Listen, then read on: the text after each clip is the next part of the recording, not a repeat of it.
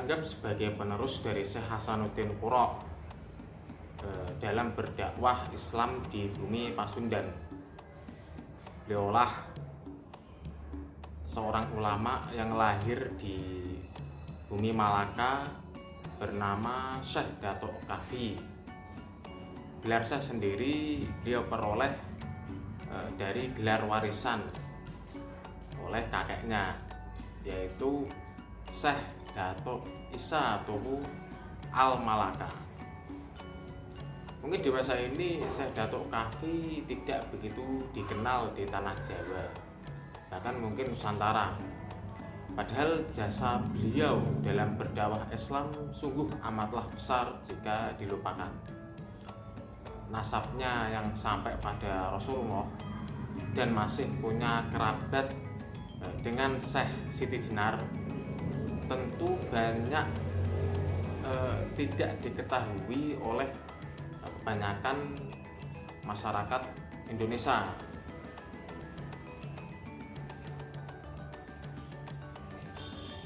Dalam hubungannya dengan Syekh Siti Jenar, bahwasanya Syekh Datuk Isa Tuhu Al Malaka mempunyai dua orang putra. Yang pertama, Syekh Datuk Ahmad melahirkan Syekh Datuk Kahfi. Kemudian putranya Syekh Datuk Isa Tuhu Al Malaka yang lain adalah Syekh Datuk Saleh. Kemudian dari beliau lahirlah Syekh Datuk Abdul Jalil, atau kemudian dikenal dengan nama Syekh Siti Jenar. Jadi antara Syekh Datuk Kahfi dan juga Syekh Siti Jenar ini masih ada hubungan saudara, yaitu sepupu. Syekh Siti Jenar sendiri itu gelar julukan namanya Syekh Datuk Abdul Jalil, karena Syekh Datuk Abdul Jalil ini berdakwah di Dukuh Lemah Abang di kota Cirebon. Kalau sekarang Lemah Abang itu bahasa Jawa kunonya adalah Siti Jenar.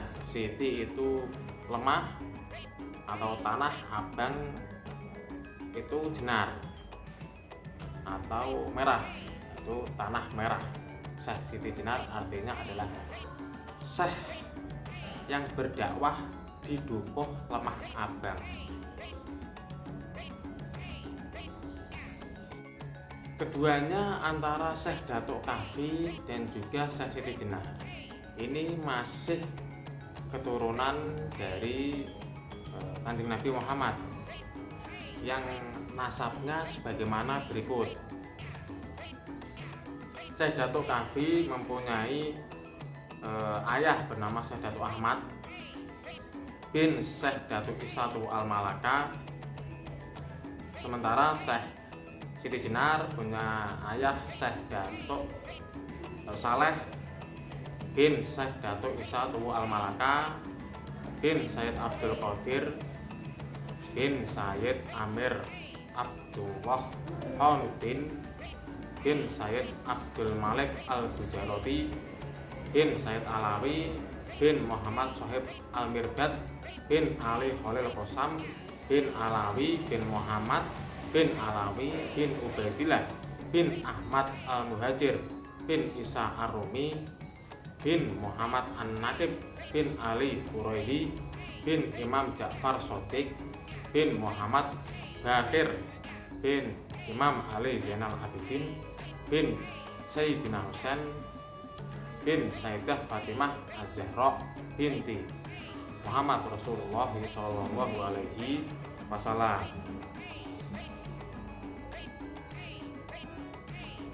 Perjalanan hidup Syekh Datuk Kahfi, pada mulanya ia dilahirkan di Malaka, kemudian ia menuntut ilmu di negeri Baghdad, Irak.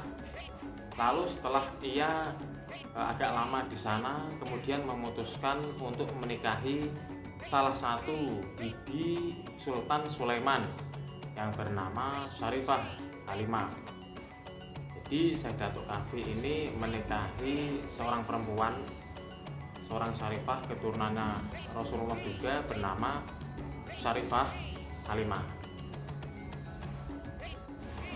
api perjuangan beliau masihlah berkobar-kobar, yang membuat Syekh Datuk Kahfi ini meninggalkan negeri Baghdad, hijrah ke bumi Pasundan, yang mana waktu itu masyarakatnya yang beragama Islam masih sedikit.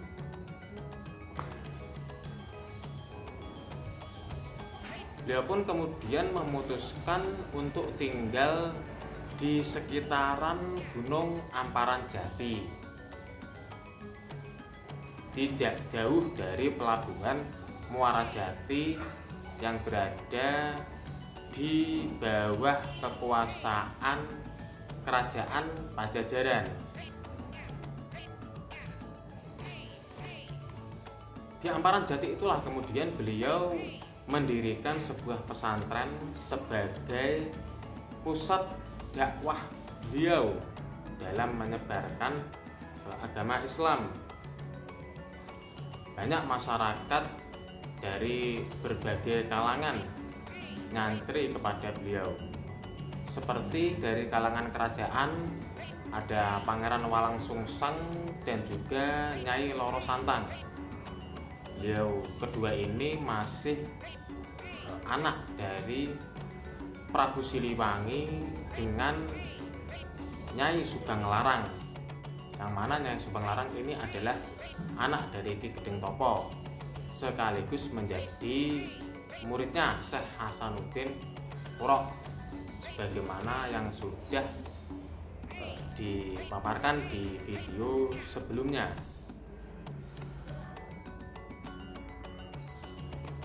Dalam berdakwah, beliau tergolong pribadi yang sangat hati-hati dalam mengajarkan ilmu agama dan juga ilmu kehidupan. Melalui pendekatan persuasif, inilah kemudian Syekh Datuk Kahfi menanamkan akar dakwah ke penduduk sekitar dengan sangat hati-hati dan juga pelan-pelan. Pada suatu hari, Pangeran Walangsungsang yang sudah ngantri di Gunung Amparan Jati milik Syekh Datuk Kahfi ini sudah 3 tahun lamanya.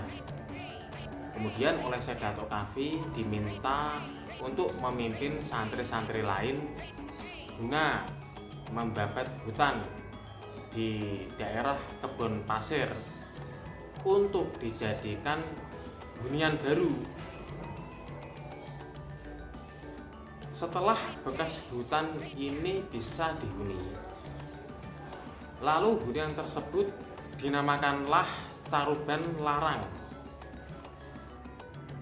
Kemudian dibangunkanlah di hunian baru tersebut sebuah tajuk atau masjid sebagai pusat kegiatan keagamaan penduduk setempat.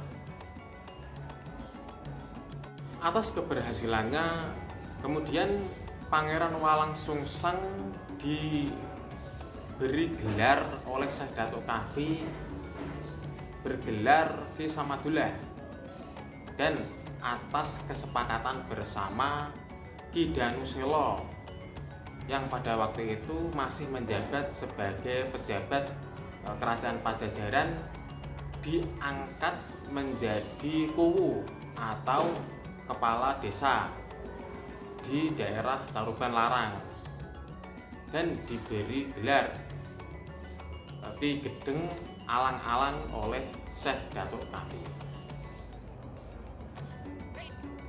Lambat laun Caruban Larang pun maju pesat. Ada banyak penduduk yang transmigrasi dari daerah lain ke desa Caruban Larang. Seiring meningkatnya berbagai sektor, baik itu sektor peningkatan penduduk ataupun ekonomi, lalu kemudian Syekh Datuk Kahfi meminta Ki Samadullah atau Pangeran Walangsungsang tersebut untuk menunaikan ibadah haji. Ki Samadullah sebagai santrinya menurut. Kemudian setelah Ki Samadullah selesai menunaikan ibadah haji, beliau pun pulang ke Caruban Larang, kemudian menikah dengan Nyai Indah Gelis, putri dari Ki Danuselo atau Ki Gedeng Alang-Alang.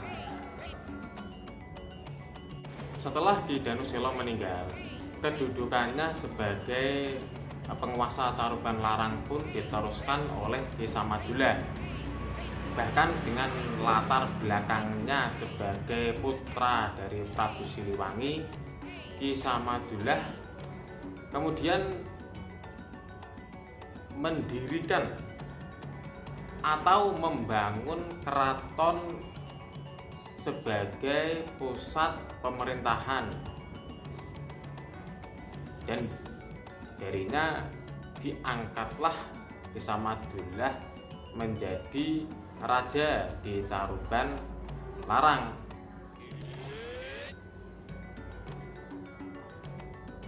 Tak lama kemudian pengangkatan raja Ki Samadullah menjadi penguasa atau raja Caruban Larang diketahui oleh Prabu Siliwangi. Kemudian Prabu Siliwangi pun setelah mendengar hal tersebut mengirimkan utusan di bawah pimpinan Ki Jogoboyo untuk memberikan tanda keprabuan kepada Ki Samadullah.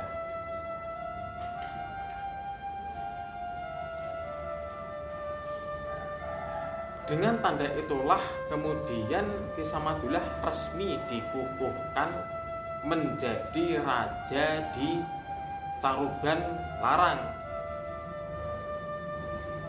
dengan gelar Sri Mangana.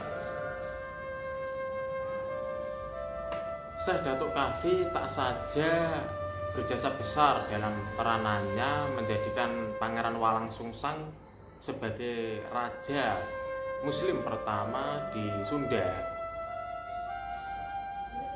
namun juga berperan besar dalam mendidik santri-santrinya menjadi tokoh-tokoh penyebar Islam yang ulung. Di antaranya tokoh-tokoh tersebut yang pernah nyantri di pesantren Amparan Jati ada Syekh Siti Jenar, yaitu sepupunya sendiri. Ada juga Masaeh Munat atau Sunan Derajat, ada Raden Syahid Sunan Kalijogo, dan tokoh-tokoh terkenal lainnya.